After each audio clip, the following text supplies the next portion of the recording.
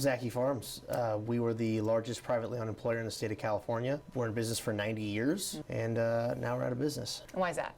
Overregulation, the policies in California where our competition outside of it didn't have to abide by those. Leo Zacky is one of the Republicans running to replace California Governor Gavin Newsom when he terms out next year.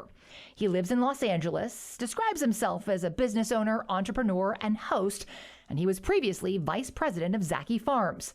He says he's running for governor to, quote, bring common sense solutions to save my home state. We sat down with each candidate for an in-depth interview covering all the issues that matter to you. But we began by asking what they think our current governor and legislature did right and what they would have done differently. That's one question with Leo Zacky.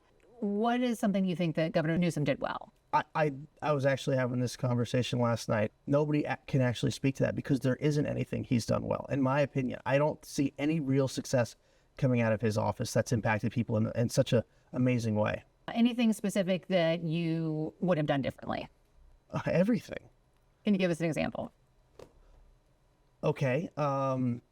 Raising the minimum wage on fast food workers with the exclusion of bakeries, because Panera Bread, the owners of that, gave him a wonderful large campaign contribution.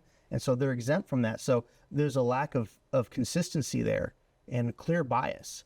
So you can't have these biases when you're making regulations like that. It's either all across the board or you don't do it. What is one thing over the last couple of years that you think the legislature did well? Again, I don't see anything positive coming out of the legislature.